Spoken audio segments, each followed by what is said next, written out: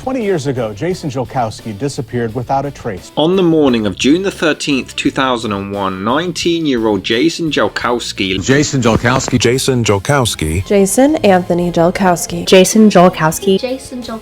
left his home in Omaha, Nebraska, expecting an ordinary day. Jason Jolkowski left this house. He was on his way to meet a coworker just 8 blocks away, a short walk through a quiet neighborhood. Jason simply vanished during a 10-minute walk in the middle of the day. But Jason never arrived. Jason Jolkowski planned to catch a ride to work. Jason Jolkowski was 19 when he was last seen. Questions continue to surround the missing case of Jolkowski. He vanished in broad daylight without a trace. No signs of struggle. 10-year anniversary of Jason's disappearance. His family's hoping someone will come forward. No evidence of foul play. Hoping someone will come forward with new information. Police have not found any evidence surrounding the disappearance. No leads. No witnesses, no surveillance footage, no physical evidence, just silence. There's no leads. Nobody saw anything. What happened to this promising young man described by his loved ones as quiet, responsible and kind? His disappearance still a mystery. Detectives just didn't find anything, so there's no way of knowing. Nearly a quarter of a century later, Jason's disappearance remains one of the most baffling missing person cases in American history. How can there just be no leads, no clues? In this episode of Seeking Answers, we retrace Jason's final known steps, examine the strange circumstances surrounding his vanishing, and ask how can someone simply disappear in the middle of the day in their own neighborhood without anyone seeing a thing.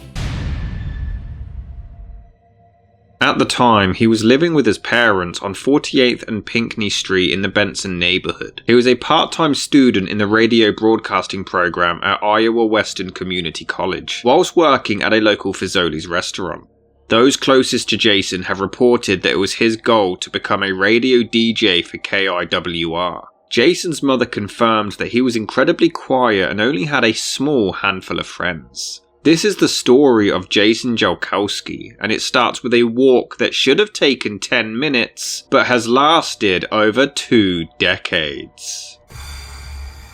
On that fateful morning, Wednesday, June the 13th, 2001, Jason was called into work early. Normally he would drive, but on this particular occasion his car was in the repair shop, so he originally planned to walk despite it being 4 miles away. However, he then made arrangements for a colleague to give him a lift into work instead.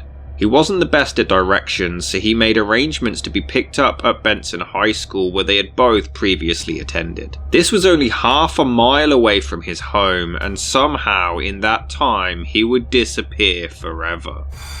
It was 10:45 AM when Jason was last seen by a neighbour, who witnessed him pulling the trash cans back to the house with his little brother before leaving. At some point between 11:15 and 11:30, around half an hour later, the colleague called his house to advise that he hadn't shown up to their appointed meetup spot. The school's security cameras were later checked, but none showed Jason arriving at the premises that day.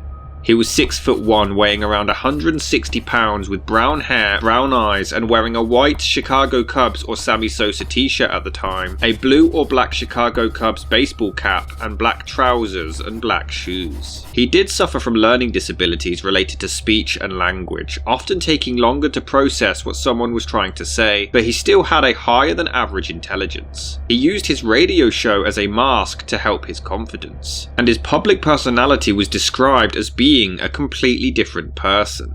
One police officer described it as the most baffling case he had seen in 30 years on the job. Nothing has ever been found, not his keys, wallet, phone, clothing, no DNA. There has quite literally been absolutely no trace of Jason for the past 24 years. $650 remained behind in his bank account, which hasn't been touched since. None of his paychecks were cashed, his phone and bank card haven't been used, nor did he pick up his car from the repair shop. He was also due to start a new job as a radio DJ just the following week, which he reportedly was quite excited about, but he never showed up. He only had around $60 on him that morning, and no personal items were missing from his room either. He merely did his household chores that day, left his home, and disappeared into thin air.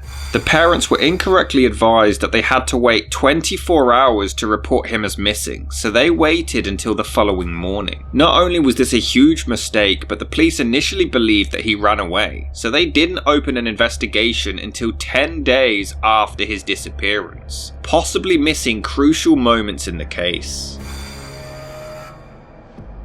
With no evidence left behind, it leaves very little room for theories with anything to back them up with. But our first one is that Jason was accidentally or intentionally killed in a hit and run during his walk, and the body was then disposed of. The culprit may have done so accidentally, but then panicked and got rid of the body in a frenzy. Some have even theorized that he was involved in an accident which caused amnesia, and he still walks around today with no knowledge of his previous life. However, this was a popular suburban area.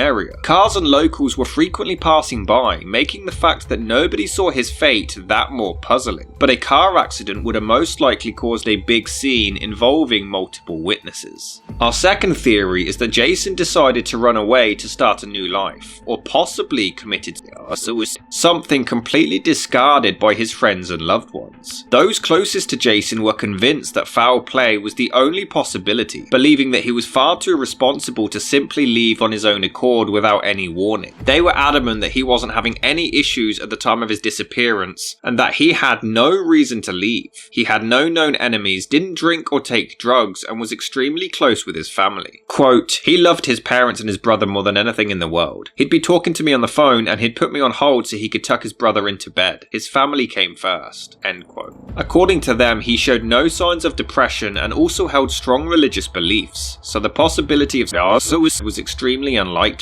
Though this hasn't stopped others in the past taking their own lives or keeping their mental struggles hidden from those around them. Furthermore, there is still no body to back up this theory either. It's also unlikely he would have been able to start a new life on just $60 that he had on him at the time, and no security cameras anywhere have picked up a sighting of him since that fateful morning. Another theory is that he simply died accidentally, as there was construction going on in the area at the time, though this still also doesn't explain the lack of human remains. Our fourth theory is that he was abducted en route to the school and was either held captive or murdered. A stranger or neighbour may have gained his trust asking for help of some kind before taking advantage of him, or a passing motorist enticed him into conversation and then decided to betray that trust. There were known registered sex offenders in the neighbourhood at the time, and they were all interviewed, and some even had their homes searched, but no arrest was ever made.